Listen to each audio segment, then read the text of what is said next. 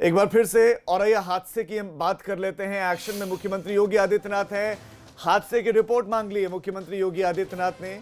औरैया हादसे की रिपोर्ट मांगी है। आईजी कानपुर रेंज से रिपोर्ट तलब की गई है। 24 मजदूरों की मौत पर शोक जताया है, रिपोर्ट तलब कर दिया है। घायलों को इलाज के निर्देश दिए गए हैं। लेकिन सवाल एबीपी गंगा लगातार अब उठा रहा है।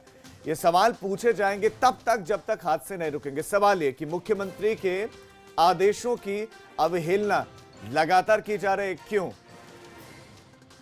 कैसे असुरक्षित यात्रा जिसके निर्देश दिए गए हैं कि नहीं होनी चाहिए, वो क्यों हो रही है और कैसे हो रही है? कौन इन बढ़ते हादसों का जिम्मेदार है? आज की इस घटना औरैया में हुए इस हादसे का जिम्मेदार कौन है? इतनी सीमाओं पर चेकिंग क्यों नहीं हुई, क्यों नहीं रोका गया? सुबह यह हादसा हुआ, डीसीएम में सवार होकर ये दिल्ली की ओर से आए। ज्यादातर मजदूर इसमें पश्चिम बंगाल के और बिहार के रहने वाले हैं और सड़क के किनारे ढाबे पर खड़ी करके डीसीएम चाय सभी पी रहे थे और राजस्थान से आ रहे एक ट्रक ने इस डीसीएम को टक्कर मार दी। टक्कर से ही ये पलट गया ट्रक और 24 लोगों की, 24 मजदूरों की इस हादसे में मौत हो गई। यह आंकड़ा बढ़ सकता है क्योंकि 35 लोग घायल हैं, जिसमें 15 ऐसे हैं जो गंभीर रूप से घायल हैं। कानपुर के हैलेट अस्पताल में उनको भर्ती करवाया गया है। तो हादसा हुआ और जो घायल हैं उनकी आप बीती एक बार आपको सुनवाते हैं। राजस्थान से आ रहे थे, जा रहे थे झारखंड। किस से एक्सीडेंट हुआ है? टक्कर मार दिया गाड़ी में। कौन सी गाड़ी पे थे आप लोग? क्या हुआ? आती की बोरे में जी? आती की बोरे में ऊपर में। ये अच्छा। किसने भाई टक्कर? गाड़ी में पीछे से टक्कर मार दी, उसके बाद नीचे में पलट खा गया। उस ट्रक में कितने लोग बैठे हुए थे आप? 40-25 में। तो आपने सुना, आप बीती आपने सुनी और यही हकीकत बन चुकी है इस वक्त प्रदेश की, क्योंकि ये पहला हादसा नहीं है। ये पहला हादसा नहीं है। प्रवासी मजदूर जो उत्तर प्रदेश से जा नहीं पा रहे हैं, श्रमिक एक्सप्रेस का फायदा उनको नहीं मिल पा रहा है। विश्वास खत्म हो चुका है क्योंकि अधिकारियों, मुख्यमंत्री तो निर्देश दे रहे हैं लेकिन अधिकारियों से जमीन पर, अधिकारियों से धरातल पर स्थिति बदल नहीं रही है। संतोष हमारे साथ, हमारे संवाददाता लगातार जुड़े हुए हैं। संतोष, क्या किसी तरह की अब हलचल है लखनऊ में इस घटना को लेकर और इस तरह की जो घटनाएं अब प्रदेश में बढ़ रही हैं, हो रही हैं, उनको लेकर? देखिए, सबसे बड़ी बात कि अब इस घटना के बाद से मुख्यमंत्री एक्शन के मोड में हैं।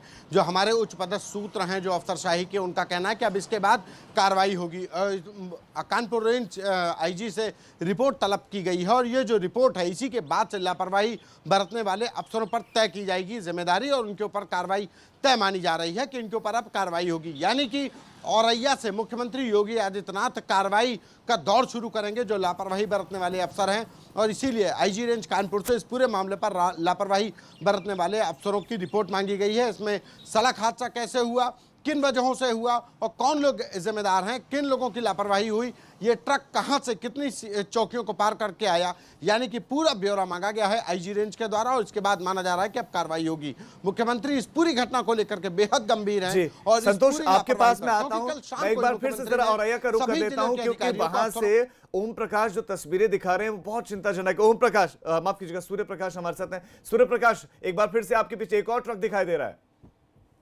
जो वही अभी जो ट्रक आया हुआ है, जब इस घटना के बाद ये ट्रक आया हुआ है, इस समय डीजल डलवा रहा है। जब इससे बात की गई तो इसमें मजदूर ही बैठे हुए हैं। जो मजदूर आगरा और भरतपुर बॉर्डर से बैठाए गए, बता रहे हैं पुलिस वालों द्वारा ही बैठाए गए हैं और यहाँ तक कह दिया गया था कि आप लोग सो जाओ, चुपचाप निकल जाओगे।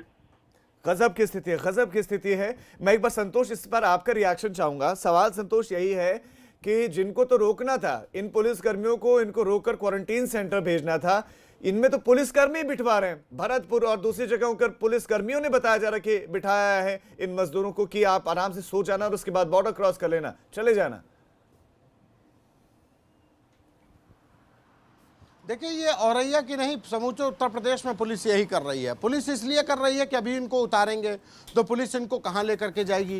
किसी भी जिले में समुचित व्यवस्था नहीं है। जिले के अधिकारी हैं, एडीएम है, एसडीएम है, वो रात में 3 बजे ये हादसा हुआ, पुलिस करेगी क्या? एडीएम साहब फोन नहीं उठाएंगे, एसडीएम साहब फोन नहीं उठाएंगे, व्यवस्थाएं हैं नहीं। पुलिस को पता नहीं कि इन मजदूरों को उतार करके वो रखेंगे कहाँ, थाने में रखेंगे, चौकी में रखेंगे। ये व्यवस्था ना होने की वजह से पुलिस ने इनको लाद दिया। पुलिस की अपनी लापरवाही है, इसमें कोई दो राय नहीं है कि इनकी जिम्मेदारी बनती है कि इनको उतार करके रखा जाए, इनको क्वारंटाइन सेंटर भेजा जाए। लेकिन आखिर ये परिस्थितियां आई क्यों? जिलों में जहां पर बॉर्डर पे चेकिंग हो रही थी वहां पर ऐसे हालात पैदा क्यों हो रहे हैं कि ये कोई पहला हादसा नहीं हो औरैया में। औरैया से पहले अभी संभल में सुबह हुआ हादसा, उससे पहले कानपुर देहात में हादसा हुआ। तो ये जो हादसे लगातार हो रहे हैं ये इसी वजह से हो रहे हैं। जो पुलिस लाद करके भेजे दे रही है उसको लग रहा है कि ये यहाँ से चले जाएं।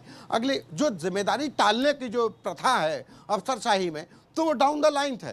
वो तो जो जब अफसरशाही ऊपर के अफसरों ने निर्देश दे दिए लेकिन जिले का अधिकारी नहीं सुन रहा, डीएम साहब उसको क्रियान्वित नहीं कर पा रहे हैं, डीएम साहब क्रियान्वित नहीं कर रहे हैं तो एडीएम एसडीएम फील्ड में नहीं निकल रहे हैं, तो जिम्मेदारी किसकी है ये तय नहीं हो पा रहा है। तो जाहिर है कि पुलिस भी इसमें लापरवाह बनी हुई है। उसको भी लगता है कि हम कहाँ से इनको थाने में खाना लिखाएंगे, वो थाने में कहाँ रखेगी इनको, लिहाजा उसने लाद करके अगले जिले के लिए ट्रांसफ़र कर दिया कि उसमें लद करके आगे चले जाओगे अपने गंतव्य के लिए। तो यानी कि ये व्यवस्था में खामी बहुत बड़ी है कि जिलों में व्यवस्थाएं नहीं है कि जो पुलिस इनको रोकने की जिम्मेदारी उठा रही थी वही इनको अब लाद करके भेज रही है, क्योंकि उसको नहीं पता कि रात में 3 बजे एडीएम साहब फोन उठाएंगे कि नहीं। अगर नोडल अधिकारी, कागजों में तो नोडल अधिकारी बनाए गए क्वारंटाइन सेंटर के, कितने जिलों के नोडल अधिकारी, कितने जिलों क्वारंटाइन सेंटरों के नोडल अधिकारी 24 घंटे फोन उठा रहे हैं, जो हेल्पलाइन है वो काम कर रही है, कितनों से उनको मदद मिल पा रही है, ये एक बड़ा सवाल है। और ये औरैया से जो तस्वीरें आ रही कि अभी सूर्य वहाँ से बता रहे थे कि एक दूसरा ट्रक आ गया, वहाँ पर मजदूर लदे हुए हैं। ये जो मजदूर जो सड़क हादसे का शिकार हुए इनको पुलिस वालों ने लाद दिया।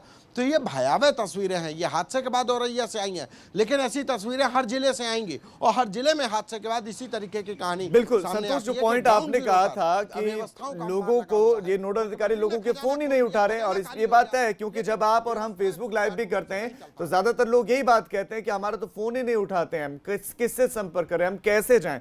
अब ये माना जाए कि मजाक चल रहा है वहां पर चेकिंग के नाम पर, और ढोंग एक तरीके से नाकेबंदी का वहां पर लगाया गया है, कुछ बैरिकेडिंग लगा दी गई होगी लेकिन वो असल में बैरिकेडिंग है नहीं।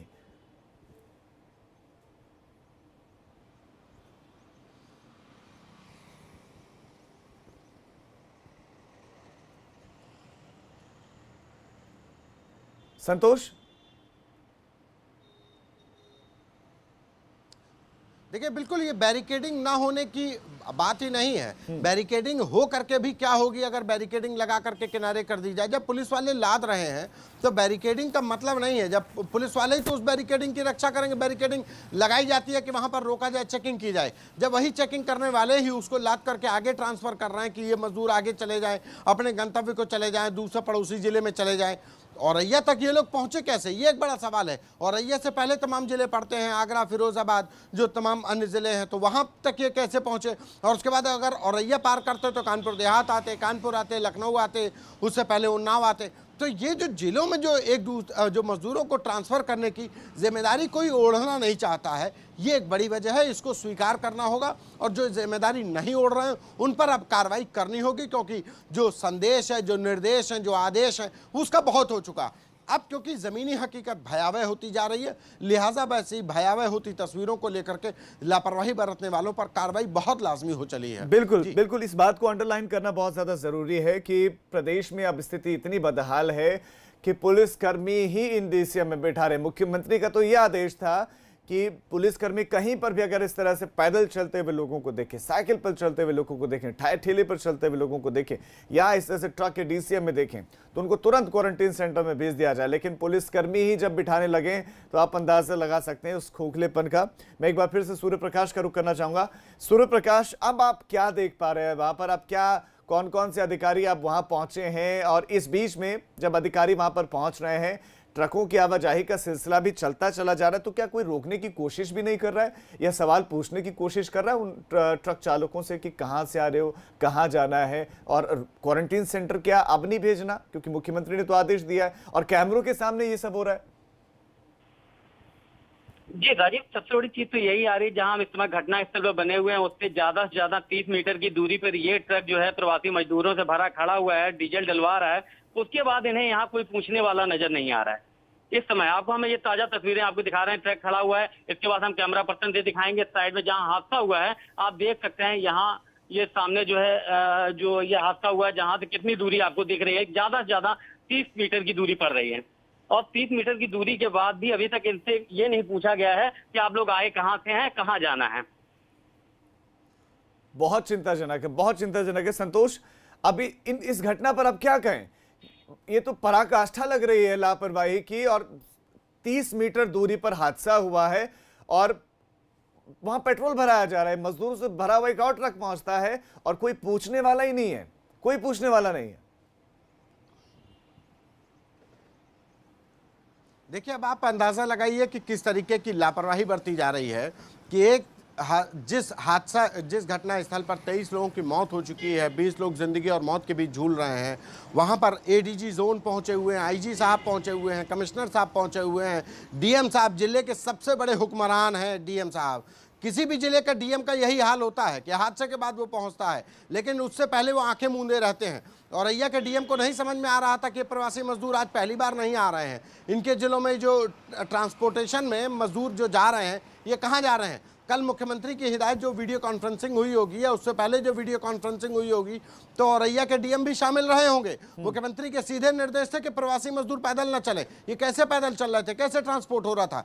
यानी कि डीएम साहब एक कान से सुन रहे थे, दूसरे कान से निकाल रहे थे। जब डीएम का हाल ये है तो नीचे का एडीएम और एसडीएम का हाल तो बुरा हाल होना ही है। और यही वजह कि 30 मीटर के दूरी पर ही हमारे साथी ने जो तस्वीरें बताई, ये सच्चाई बता रही है कि व्यवस्थाएं किस तरीके से खोखली हो गई हैं। सिर्फ कागजों में ये व्यवस्थाएं सुचारू रूप से चलाई जा रही हैं, चलवाए जाने के दावे किए जा रहे हैं। जो अफसर, सबसे बड़ी बात कि जो अफसर मॉनिटरिंग कर रहे हैं, जो मुख्यमंत्री के इर्द गिर्द जो टीम 11 है, वो भी जिस तरीके से ग्राउंड जीरो की रिपोर्ट समझ करके वो क्रियान्वित करती है, कार्य योजना बनाती है, लेकिन उस क्रियान्वित करने में उस योजना का क्रियान्वयन नहीं हो पा रहा है। ये भी जिम्मेदारी इस टीम 11 की होती है कि आखिर ये लोग कर क्या रहे हैं कि जिलों में हादसे पर हादसे हो रहे हैं। अब कि जो प्रवासी मुख्यमंत्री को भी बिल्कुल ऐसे अधिकारियों से पहले तो सजग हो जाना चाहिए, क्योंकि वो निर्देशों का पालन नहीं कर रहे। दूसरा, मुख्यमंत्री को और सख्त रवैया अपनाते हुए इनके खिलाफ कार्रवाई करनी चाहिए। संतोष, आप बने रहे हमारे साथ।